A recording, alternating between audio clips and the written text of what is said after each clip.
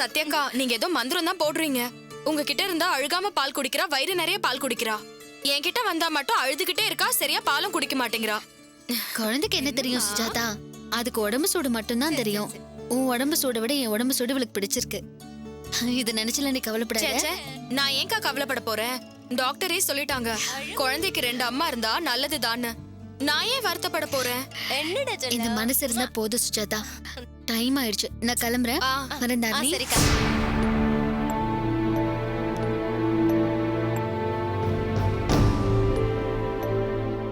என்னம்மா கிளம்பிட்டியா? ஆமா மாமா, நாளைக்கு பிரகாஷ் விஷயமா அலையணும். சீக்கிரம் வீட்டுக்கு போனாதான் சரியா இருக்கும். என்னம்மா எல்லாமே ஒரே திகிலா இருக்கே. இந்த மந்திரம் இந்த லாரி டிரைவரை எங்க பிடிச்சா? ஒருவேளை பொய் சொல்றாளா? உறுதியா தெரியல மாமா. ஆனா அந்த கொலையை பிரகாஷ் செஞ்சிருக்க வாய்ப்பு இருக்கு.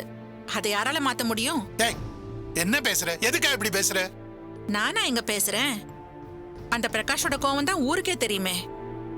அந்த காயத்ரி சத்யாவை டார்ச்சர் பண்ண கோவம் ஏற்கனவே அவனுக்கு இருக்கு. இதுல அவனுக்கு முன் கோவமும் சேர்ந்திருக்கும். பொண்டாட்டி மேல இருக்கிற பாசத்துல அவனே கொலை செஞ்சிருந்தான்னா? அத்தை, நீங்க சொல்ற பழைய பிரகாஷ் இல்ல அவரு. நிச்சயமா கொலையெல்லாம் செஞ்சிருக்க மாட்டாரு. எனக்கும் நம்பிக்கை இருக்கு சத்யா. நிச்சயமா பிரகாஷ் இந்த கொலையை செஞ்சிருக்கிறதுக்கு வாய்ப்பே இல்ல. மாப்ள, நாம வாய்க்கிழியே பேசலாம். ஆனா கோர்ட்டு நேரடியா பார்த்த சாட்சியை தானே நம்பும். லாரி டிரைவர் பிரகாஷ் தான் பார்த்தேன்னு அடிச்சு சொல்றானே. அம்மா, உனக்கு நான் எத்தனை தடவை சொல்றது? கஷ்டப்படுறவங்கள இப்படியா மேல மேல சங்கடப்படுத்துவ? ஆறுதலா 2 வார்த்தை பேசுறது இருந்தா பேசு, இல்லனா வாயை மூடிட்டு இருமா. சுஜாதா, அவ வாயை யாரால அடக்க முடியும்? நீ என்ன பேசினாலும் எல்லாம் வேஸ்ட் தான். நீ போ, வேலையை பாரு. சத்யா, நீங்க 2 பேரும் இப்ப இருக்கிறது பெரிய சிக்கலான சிச்சுவேஷன். என்ன உதவி வேணாலும் கேளு, நான் பண்றேன்.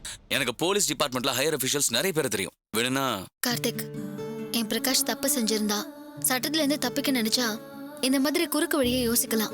ஆனா பிரகாஷ் தான் தப்பே செய்யலையே, அப்புறம் எதுக்கு இதெல்லாம்? எனக்கு நீதி மேலேயும் கோர்ட்டு மேலேயும் மிகப்பெரிய நம்பிக்கை இருக்கு.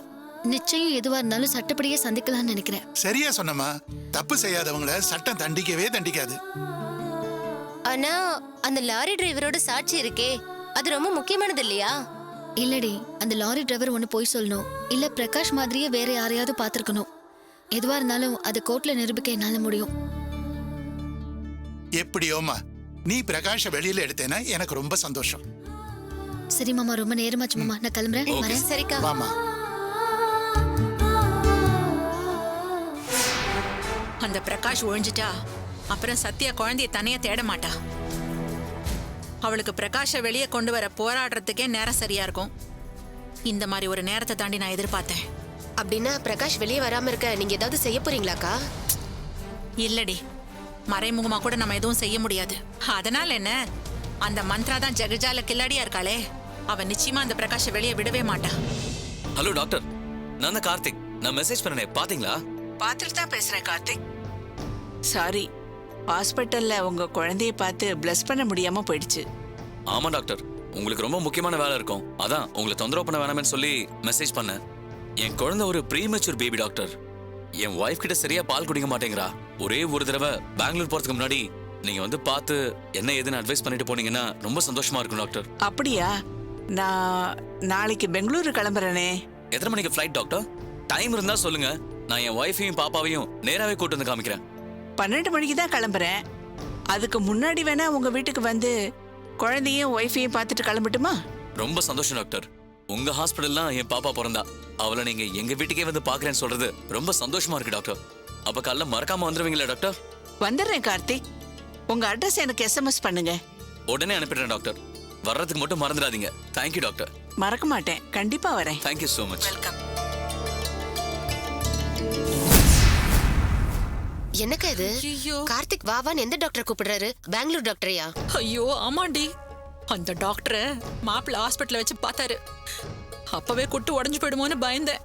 நல்ல வேளை அப்போ அந்த பெங்களூர் டாக்டர் சுஜாதாவையும் குழந்தையும் பார்க்கல. இப்போ மாப்பிள்ள அந்த டாக்டர் வீட்டுக்கே வர வைக்கிறாரே, நான் என்ன பண்ணுவேன், எப்படி சமாளிப்பேன்னு தெரியலையே. அக்கா, சுஜாதாவோட குழந்தை செத்து போச்சு. அவகிட்ட இப்ப இருக்கிறது திருட்டு குழந்தைன்னு தெரிஞ்சா உங்களோட நிலைமை என்னக்கா ஆகும்? விஷயம் தெரிஞ்சா 16ஆம் நாள் காரியம் எனக்கு பண்ண வேண்டியதா இருக்கும். என் வீட்டுக்காரர் என்ன வெட்டியே போட்டுருவாரு. இப்ப நான் என்ன பண்ணுவேன், எப்படி சமாளிப்பேன்? ஐயோ கடவுளே, எனக்கு எதுக்கு இவ்வளவு சோதனை எல்லாம்? ஐயோ கடவுளே.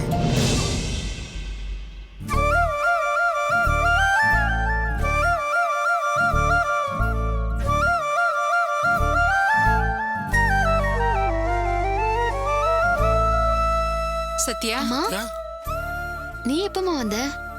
வீட்ல இருக்க முடியலம்மா. எதுக்காக நம்ம குடும்பத்துல இப்படி இடி மேல இடி விழுதுன்னு தெரியல. அந்த மந்திராவுக்கு கொஞ்சம் கூட மனசாட்சியே இல்லையா? ஒரு நல்ல மனுஷனை போய் கொலகாரன்னு சொல்லி அரெஸ்ட் பண்ணிருக்காளே. அது டிவி நியூஸ்ல எல்லாம் வந்துருச்சு. அஞ்சலி ஃப்ரெண்ட்ஸ் எல்லாம் அவளை கேக்குறாங்களாம்மா. ரொம்ப கஷ்டமா இருக்கு. எல்லாம் அந்த மந்திராவோட வேலைதாம்மா. பெரிய தீவிரவாதியை புடிச்ச மாதிரி பிரஸ் முன்னாடி டிராமா போட்டுட்டு இருக்கா. என்ன சத்யா நீ போய் பேசுறேன்னு சொன்னி என்னாச்சு? ஒண்ணுமே நடக்கல மாமா. ஒரு லாரி டிரைவரை சாட்சின்னு கூட்டிட்டு வந்து வச்சிருக்கா. அவன் ரத்தக்கரை படைஞ்ச சட்டைய பிரகாஷ் மாத்தினதை நான் பார்த்தேன்னு சொல்றான். எல்லாம் அவளோட வேலையாதாமா இருக்கும். அவதான் லாரி டிரைவரை கூட்டிட்டு வந்து பொய் சொல்ல வச்சிருக்கா. அவளுக்கு எப்படியாவது பிரகாஷ தூக்கி ஜெயில வச்சிடணும். அதுக்கு தான் இந்த மாதிரி எல்லாம் பண்ணிட்டு இருக்கா. அத்தை எனக்கும் அது புரியுது அத்தை. அந்த லாரி டிரைவர் வீட்டுக்கு போய் அவன்கிட்ட பேசிட்டு தான் வந்தேன். ஆனா அவன் பிரகாஷ பார்த்தேன்னு உறுதியா சொல்றான். ஐயோ, அப்படின்னா மாப்பிள்ளையோட எதிர்காலம் சத்யா? அவ்வளவு சீக்கிரமா விட்டு கொடுத்துட மாட்டாமா. பிரகாஷ் நிச்சயமா கொலை செஞ்சிருக்க மாட்டாரு. ஒருத்தர் மேல பொய்யா பழி போடலாம், ஆனா அந்த பொய்ய கோர்ட்ல நிரூபிக்கணும்ல. அது மந்திராவால நிச்சயமா முடியாதுமா. பிரகாஷ் கண்டிப்பா வெளியில வந்துருவாரு. சத்யா அந்த லாரி டிரைவர் அவ்வளவு உறுதியா சொல்றான்னு சொல்றீ, அப்புறம் எப்படிமா? உண்மையிலேயே பிரகாஷ் ஏதாவது அப்படி செஞ்சிருப்பானோ? அவன் ஹாஸ்பிட்டல்ல இருந்து கோயிலுக்கு போயிட்டு வந்தேன்னு சொன்னது பொய்யா? மாமா உங்க பையனை நீங்களே நம்பலனா வேற யார் மாமா நம்புவா?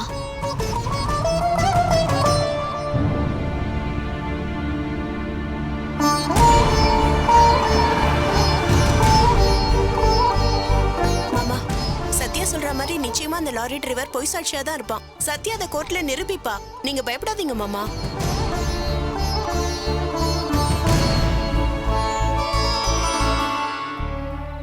மாமா எல்லாமே செட்டப் தான் மாமா. யாரு என்ன மாதிரி செட்டப் பண்ணிருக்காங்கன்னு எனக்கு கரெக்டா பிடிபடல. ஒண்ணு அந்த மந்த்ரா அந்த மாதிரி ஒரு ஆளு செட் பண்ணிருக்கணும், இல்லனா இந்த செட்டப்க்கு பின்னாடி அந்த லிங்கம் இருக்கணும் மாமா.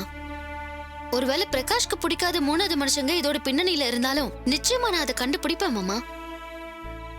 ஆமாப்பா, அதான் அவன் காட்டுக்குள்ளே வரலையப்பா. அப்ப எப்படி அவன் பழி போட முடியும்? அங்க இருந்தது நானே, குமார், ஏகாம்பரம், மூர்த்தி சகல. இதுல எங்க சாட்சியும் செல்லலப்பா. என்னடா சொல்ற? ஆமாப்பா, கேஸ் இயரிங்க்கு வரப்போ இது மாதிரி எல்லா கேள்விகளும் வரும். இதுக்கெல்லாம் பதில் சொல்ல முடியாம அந்த மந்திர மாட்டிட்டு முழிக்க போறா பாருங்க.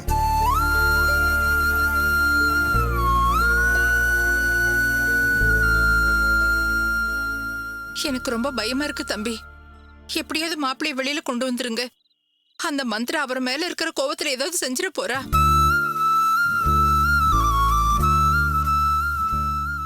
ஆமாமா, அவ பிரகாஷ அடிச்சே விசாரிக்க போறம்மா. அத்தை அவ என்ன செஞ்சாலும் பிரகாஷோட வாயில இருந்து பொய்யெல்லாம் வர வைக்க முடியாது. அந்த விஷயத்துல நான் ரொம்ப தெளிவா இருக்கேன் அத்தை. பிரகாஷ் கொலை பண்ணல, அவர் வெளியில வந்தே தீருவாரு. நீங்க வாங்க.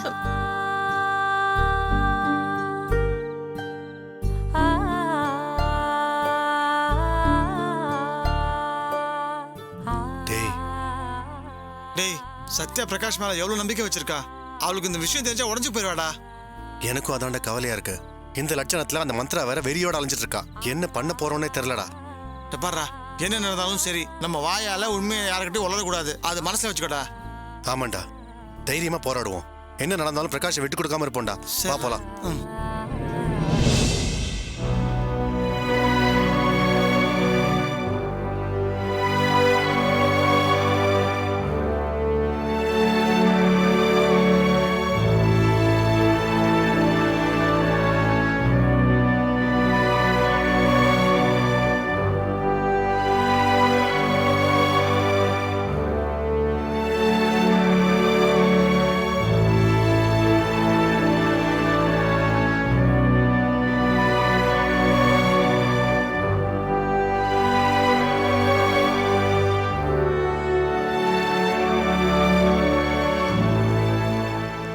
சாப்பாடு கொண்டு வந்திருக்கேன், அங்க வச்சிருங்க.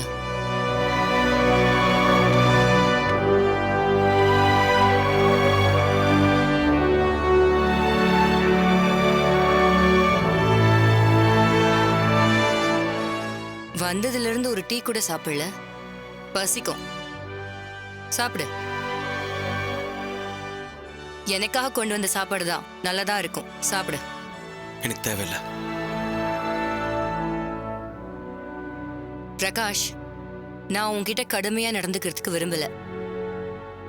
இவ்ளோ ஸ்ட்ராங்கா என்கிட்ட மாட்டினதுக்கு அப்புறம் நீ தப்பிக்க முடியும்னு நினைக்கிறியா?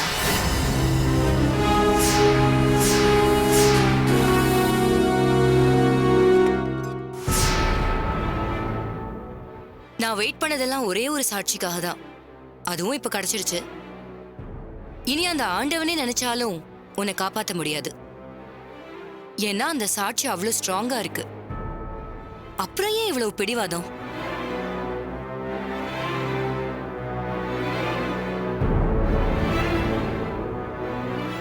நீதான் கொலை பண்ணிருக்க. அது உனக்கும் தெரியும், எனக்கும் தெரியும்.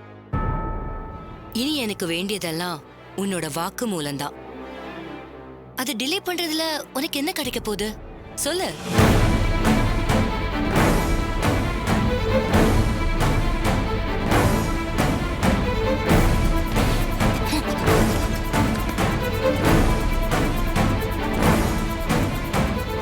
எப்படியும் உன்கிட்ட வாக்கு மூலம் வாங்காம நான் விட மாட்டேன். அதை இப்பவே ஒத்துக்கிட்டீனா உனக்கு எனக்கு எல்லாருக்கும் டைம் மிச்சம், தண்டனையும் குறையும். Look, everything will be all right. Madam, சாப்பாடை சாப்பிட்டு இதுல ஒரு கையெழுத்து போட்டு கொடுத்துரு.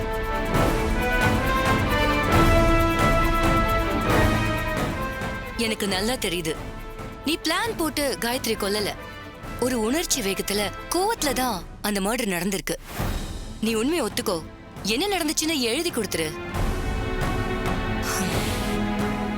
பிளான்டு மர்டருக்கு தான் சட்டத்துல ரொம்ப கடுமையான தண்டனை கிடைக்கும். காயத்ரி செஞ்ச காரியம் எல்லாம் கோர்ட்டுக்கு தெரிஞ்சா நிச்சயம் உனக்கு கம்மியான தண்டனை தான் கிடைக்கும். அது உனக்கும் தெரியும்ல. டேய், எவ்வளவு தூரம் இறங்கி வந்து பேசுற? அப்படி என்னடா உனக்கு பிடிவாதம்? என்ன நடந்தாலும் எப்படி விசாரிச்சாலும் நீ குற்றத்தை ஒத்துக்காதடா. எனக்கும் இந்த கொலைக்கும் எந்த சம்பந்தமும் இல்ல. நான் இந்த கொலையை பண்ணல.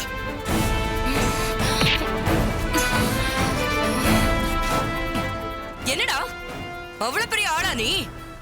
என் பவர் தெரியாம என் பேஷன்ஸை டெஸ்ட் பண்ற நீ. நீ முடியாதுன்னு சொன்னாலும் உன்கிட்ட வாக்குமூலம் வாங்கியே தீருவேன். நாளைக்கு கோர்ட்ல உன்னை கஸ்டடியில எடுக்கிறதுக்கு தான் வெயிட் பண்றேன். அதுக்கப்புறம் என்ன நடக்கும் தெரியும்ல. போலீஸ் அடி விழும், அதுவும் மந்த்ராவோட ஸ்பெஷல் அடி. அதுக்கப்புறம் உடம்புல ஒரு பார்ட் நிரந்தரமா வேலை செய்யாது, வாழ்க்கை பூரா வலிக்கும்.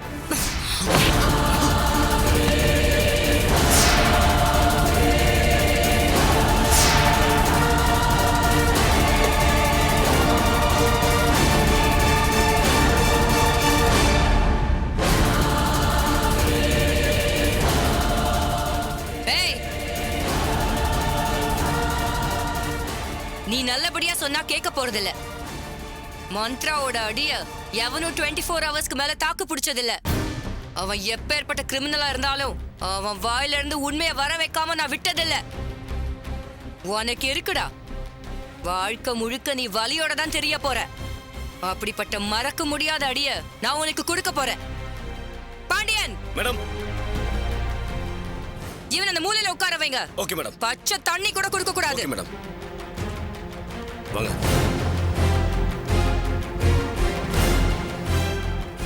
ஏய்,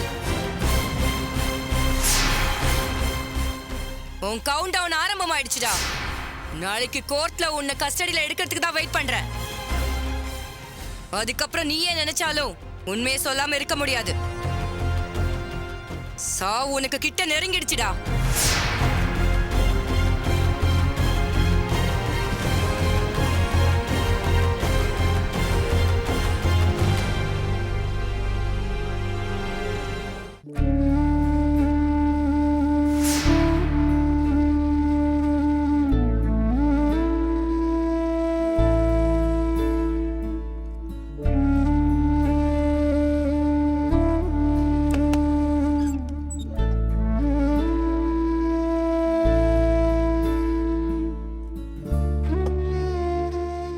சத்யா, இப்படி தொடர்ந்து பிரச்சனை மேல பிரச்சனை வருதேன்னு துக்கத்துல இருக்கிறியாம்மா? துக்கத்தை மனசு முழுக்க அள்ளி போட்டுக்கிட்டு தோண்டு போய் நின்னுட்டா அப்புறம் நம்மளால நகர முடியாம போயிடுமா. கஷ்டம்தான், ஆனா நான் நின்னு போயிட மாட்டேமா. உன்னை நினைச்சா எனக்கு ரொம்ப பெருமையா இருக்குமா. மனசுல ஒரு பெரிய நம்பிக்கை இருக்குமா. நிச்சயமா பிரகாஷ் தப்பு பண்ணிருக்க மாட்டாருன்னு. பழைய பிரகாஷா இருந்தா மாமா மாதிரி நானும் அவர் தப்பு பண்ணிருப்பாருன்னு நம்பியிருப்பேன். ஆனா பிரகாஷ் இப்ப எப்படி இருக்காரு தெரியுமா? நெருப்புல போட்டு எடுத்த தங்கம் மாதிரி பரிசுத்தமா இருக்காருமா. அவர் எவ்வளவு பரிசுத்தமானவர்னு நிரூபிக்க எனக்கு இது இன்னொரு வாய்ப்புமா. பிரகாஷ் தப்பு பண்ணல, பண்ணவும் மாட்டாரு. அதனால அவருக்கு நிச்சயமா தண்டனை கிடைக்காது. கிடைக்க நான் விடவும் மாட்டோம்மா.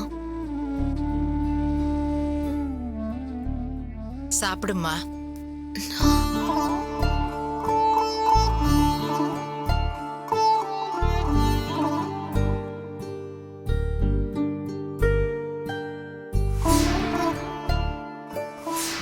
சத்யா, என்னாச்சுமா? இவ்வளவு நேரம் நம்பிக்கையா தானே பேசுன?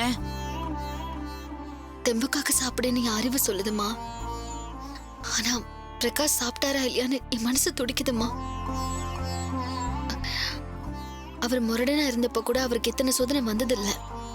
ஆனா நல்லவரா இருக்கணும், பொறுப்பானவரா இருக்கணும், குடும்பத்தை பாத்துக்கணும்னு நினைச்சு வாழ்றாரு. இப்ப பார்த்து அவருக்கு எதுக்குமா இவ்வளவு சோதனை? எல்லா பாவத்தையும் குத்தகைக்கு எடுத்து ஆடாத ஆட்டம் ஆடினா அந்த காயத்ரி செத்தாளா இருக்காளான்னு தெரியாம அவ எங்கேயோ நிம்மதியா இருக்காமா. ஆனா எந்த பாவமும் பண்ணாதவர் பிரகாஷ் காயத்ரியால படாத பாடுபட்டிருக்காரு. பிரகாஷ் எதுக்குமா இவ்ளோ அனுபவிக்கணும்? நாங்களே எங்க மகாவை தொலைச்சிட்டு படாத பாடுபட்டுக்கிட்டு இருக்கோம். அந்த ஆண்டவன் எங்களுக்கு ஏமா இவ்ளோ கஷ்டத்தை கொடுக்கறாரு? அந்த ஆண்டவனுக்கு எப்ப இறக்கம் வரும், எப்ப சோதிப்பாருன்னு சொல்லவே முடியாதுமா. மாப்பிள்ளைக்கும் உனக்கும் மாத்தி மாத்தி ஏன் இவ்வளவு சோதனை வருதுன்னு தெரியலையே. மா, இந்த நிலைமையில கூட வினோதினி அந்த மந்திர ஆபீஸ்க்கு வந்து எனக்கும் பிரகாஷ்க்கும் சாபம் கொடுத்துட்டு போறாமா. நாங்க பண்ண பாவத்தினாலதான் மகா பாப்பா காணாம போயிட்டாங்கறா. அவள சும்மாவா விட்ட? கண்ணத்துல 4 அரை அரை வேண்டியதானே. பண்றதையும் பண்ணிட்டு இவ்வளவு திமிரா வேற பேசுறாளா? அம்மா, வினோதினியும் மந்த்ராவையும் ஜெயிக்கிறதுக்காகவாவது நான் போராடணுமா. அவங்க கூட பதிலுக்கு பதில் சண்டை போடுறதுனால எதுவும் ஆயிட போறது இல்ல. ஆனா நான் ஜெயிக்கணும், ஜெயிச்சே ஆகணும்மா. பச்சை உடம்போட நீ எவ்வளவுதான் எதிர்கொண்டு சமாளிப்பம்மா. எப்படிப்பட்ட நிலைமையிலேயே போராடுறதுக்கான தைரியத்தை அப்பா எனக்கு கொடுத்திருக்காரு. எந்த சோதனை வந்தாலும் எதிர்த்து போராடுற மன வலிமையும் அப்பா எனக்கு கத்து கொடுத்திருக்காருமா. நிச்சயமா நான் போராடுவேன், பிரகாஷை மீட்டுட்டு வருவேன், ஜெயிப்பேன். நீ கவலைப்படாதம்மா. சத்யா, அப்பா எப்போ உன் கூட துணையா இருப்பாருமா. பிரகாஷ் வடிவத்துல அப்பாவதாமா நான் பாக்குறேன். பிரகாஷ் தப்பு பண்ணிருக்க மாட்டாரு. அந்த நம்பிக்கையே எனக்கு போராடுற வலிமையை கொடுக்குது. எனக்கும் பெரிய நம்பிக்கை வர மாதிரி இருக்கு சத்யா. சரி, நீ சாப்பிடுமா.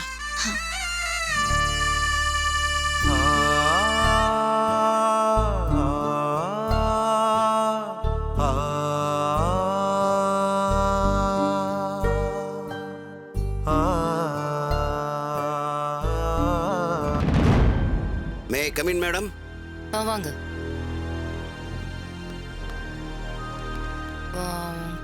கண்ணன், எந்த ஸ்டேஷன்? ராயபுரம் மேடம். எனக்கு நீங்க ஒரு உதவி செய்யணுமே. சொல்லுங்க மேடம். இந்த குட் காப் பேட் காப் பத்தின டெக்னிக்ஸ் உங்களுக்கு தெரியுமா? புரியல மேடம். ஒட்டுமொத்த போலீஸும் ஒரு கிரிமினலை டார்ச்சர் பண்றப்போ ஒரே ஒரு போலீஸ் மட்டும் அவனுக்கு ஆதரவா பேசி மெல்ல மெல்ல அவன் நம்பிக்கையை அதிகப்படுத்தணும். அவன் பக்கம் பேசுற மாதிரி பேசி உண்மை அவன் வாயில இருந்து வர வைக்கணும். இதைத்தான் நாம அடிக்கடி செய்வோமே மேடம். குட். காயத்ரி மர்டர் கேஸ்ல அந்த பிரகாஷ் உண்மையை சொல்ல மாட்டேன்னு பிடிவாதமா இருக்கான். அவன்கிட்ட நல்லபடியா பேசி எப்படியாச்சும் உண்மையை கறக்கணும். முடியுமா? அந்த கேஸை பத்தி முழுசா எனக்கு தெரியும் மேடம், நான் பேசுறேன். ஓகே. அவன் இங்கதான் இருக்கான். எப்படியாவது அவன் வாயில இருந்து உண்மையை வர வைக்கணும். உங்க போன் எடுங்க. நம்பர் சொல்லுங்க. 9841871917. அட்டெண்ட் பண்ணுங்க. Yes madam. அவன் பேசுறத நான் கேட்கணும். நீங்க பாக்கெட்ல வச்சுக்கோங்க. சரிங்க மேடம். மேடம், நான் வேணா அவனுக்கு சாப்பாடு எடுத்துட்டு போட்டுங்களா? You can take it. சரிங்க மேடம். போங்க.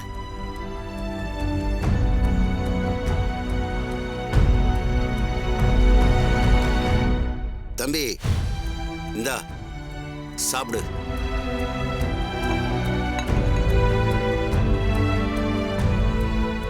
அவங்க எல்லாம் மனசாட்சியே இல்லாதவங்க தம்பி. போலீஸ்காரங்களை நம்பாத. என்ன வேணும் சார்? அட என்னப்பா, என்னையே சந்தேகப்படுற? நீ சாப்பிடாம பட்டினி கிடக்குறேன்னு அந்த மந்திரா எவ்வளவு சந்தோஷமா சொல்லிட்டு இருந்தா தெரியுமா? என் மனசு ரொம்ப நொந்து போச்சுப்பா.